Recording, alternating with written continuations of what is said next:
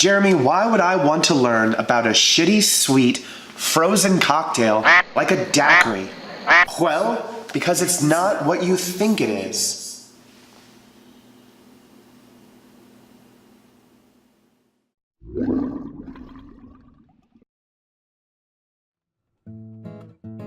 Legend has it that this seminal cocktail was created around 1900 in Cuba, specifically a small village called Daiquiri. Apparently, an American coal miner named Jennings Cox had some of his coal miner buddies over. They were talking about black lung, making up some drinks, and Jennings ran out of gin. What does Cuba have a lot of? Rum. There's actually a Bacardi plant not far from where they were at. So he's got the rum, he's got the lime juice, he's got the sugar. Bada bing, bada boom, the daiquiri is born. The drink made its way slowly back to America, but it didn't really gain any traction until the 1930s, when F. Scott Fitzgerald gave it a brief cameo in one of his books, and more importantly, when Ernest Hemingway fell in love with the drink on a visit to Cuba. He actually made his own rendition of the drink called the Hemingway Daiquiri. But that's for another time. Either way, the daiquiri represents one of the most balanced ratios in all of cocktails. That is 2 parts strong, 1 part sweet, 1 part sour. Enough nerding out though, let's build the drink. Before I start the build, I want to take a second to say I would not normally use these ingredients in a daiquiri. A modern daiquiri is 2 ounces of rum, 0.75 ounces of simple syrup, which is a 1-to-1 sugar to water ratio, and 0.75 ounces of fresh lime juice. The only rum I had on hand though was Foursquare 2004, which is way too good to be used in a cocktail. It should be drank neat. I was gonna do an episode on it, still am. It's all I had though, so we're gonna use that instead of a simpler rum. Also, because of that, I decided to make a Taiwanese black sugar simple syrup instead of regular table sugar. It's the same thing. I just went to an Asian grocer, got Taiwanese black sugar, and did a 1-to-1 ratio of that to water.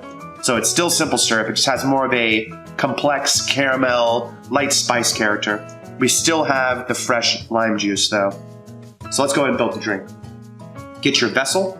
We're gonna start off with our cheapest ingredients, which in this case is the fresh lime juice. It's gonna be 0.75 ounces. Then we're gonna move on to our simple syrup. Again, normally it would just be table sugar to water. We're using Taiwanese black sugar just for a little bit more richness and to match up with the complexity of our rum today. Next up is our rum. Today we're using Foursquare 2004. Again, I would not normally recommend this. We're gonna do 2 ounces of our rum.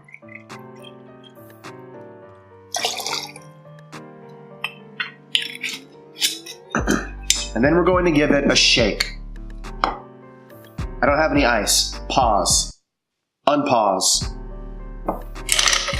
Anytime we have citrus in our drinks, chocolate, coffee, any thicker ingredient, we're gonna shake it and not stir it.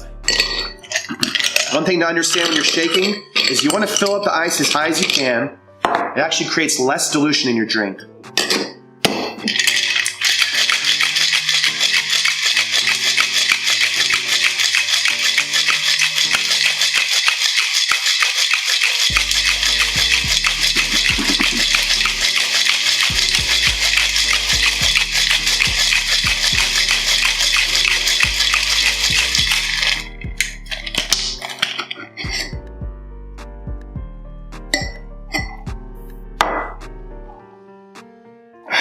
Take our chilled glass, which anytime we serve something up, the glass has to be chilled.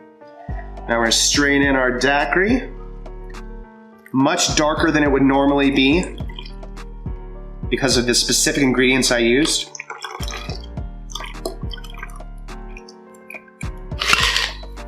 Then I'm gonna garnish it with a lime wheel.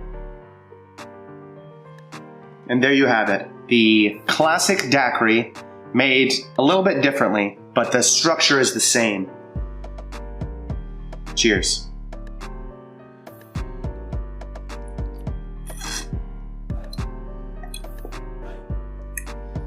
Woo! Damn. That's one of the best daiquiris I've ever had. It's also probably one of the most expensive I've ever had. But that's some good shit. Give it a try at home. Cheers.